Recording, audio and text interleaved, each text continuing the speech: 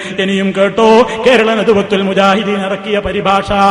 വിശുദ്ധ ഖുർആൻ വിവരണം 4-ാം വാള്യത്തിൽ അതാ സൂറത്തുൽ ഫലഖിന്റെ വിശദീകരണത്തിൽ അമാനി മുഹമ്മദ് മൗലവി അടക്കമുള്ള കുറെ പണ്ഡിതന്മാർ ചേർന്ന് എഴുതിയ ഈ പരിഭാഷ, ഈ വ്യാഖ്യാനം എത്രയോ കൊല്ലങ്ങളായില്ലേ മുസ്ലിം കൈരളിക്ക് സംഭാവനയായി നൽകപ്പെട്ടിട്ട്.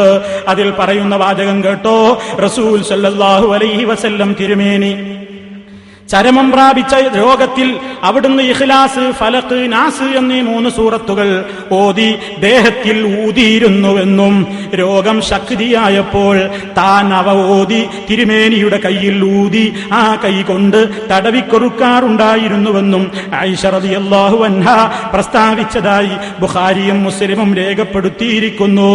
രോഗികളെ ഈ സൂറത്തുകൾ ഓതി മന്ത്രിക്കാമെന്ന് ഇതിൽ നിന്ന് വ്യക്തമാണ്. ശേഷം കുറെ കാര്യങ്ങൾ പറയുന്നുണ്ട്. പിന്നെ മൗലവിയുടെ ഒരു ദീർഘവീക്ഷണം കേട്ടോ, മൗലവിയുടെ ഒരു ദീർഘവീക്ഷണം. ഏതെങ്കിലും ആളുകൾ ഇനി മുജാഹിദിന്റെ നേരെ ഇവരിത് പണ്ട് എതിർത്തവരാണെന്ന് പറയുമോ എന്ന ഒരു ദീർഘവീക്ഷണം കൊണ്ടായിരിക്കാം മൗലവി മന്ത്രത്തെ എതിർക്കുന്നവര് അവരെ വിമർശിച്ചുകൊണ്ട് മൗലവി അന്നേ എഴുതുകയാണ്. മന്ത്രത്തെ എതിർക്കലല്ല, മന്ത്രത്തെ എതിർക്കുന്നവരെ എതിർത്തുകൊണ്ട് മൗലവി എഴുതിയത് കേട്ടോ. അനുവദനീയമെന്നും അനുവദനീയമല്ലാത്തതെന്നും വ്യത്യാസം കാണാതെ ഇസ്ലാമിൽ മന്ത്രത്തിന് സ്ഥാനമേ ഇല്ലെന്ന് ചിലർ പറയാറുള്ളത് ശരിയല്ല. അത് ശരിയല്ലെന്ന് ഈ ഹദീസും ഇതുപോലെയുള്ള മറ്റു പല ഹദീസുകളും സംശയത്തിനിടവില്ലാത്ത വിധം സ്പഷ്ടമാക്കുന്നു. ഹദീസുകളിൽ വന്നിട്ടുള്ള മന്ത്രങ്ങൾ പരിശോധിച്ചാൽ അവയെല്ലാം കേവലം അല്ലാഹുവിനോടുള്ള പ്രാർത്ഥനകളാണെന്ന് കാണാവുന്നതാണ്. ശേഷം പിന്നെയും അതിന്റെ കുറെ വിവിധ നിയമങ്ങൾ പറയുന്നുണ്ട് സുഹൃത്തുക്കളെ. അപ്പൊ മന്ത്രത്തെ ആരാ എതിർത്തത്?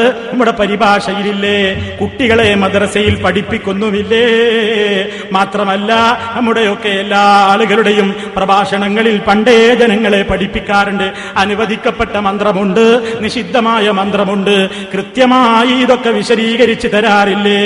പിന്നെ ഏതെങ്കിലും ബുക്കിൽ, ഇനി KNM-ന്റെ ഏതെങ്കിലും ബുക്കിൽ ഏതെങ്കിലും ഗുളികൻ, അതല്ലെങ്കിൽ ഈ നൂല്, അല്ലെങ്കിൽ ഉറുക്ക്, നറുക്ക്, ഈ രൂപത്തിലുള്ള വാചകങ്ങൾക്കിടയിൽ വല്ല മന്ത്രവും കണ്ടാൽ അത് തെറ്റിദ്ധരിപ്പിക്കണ്ട.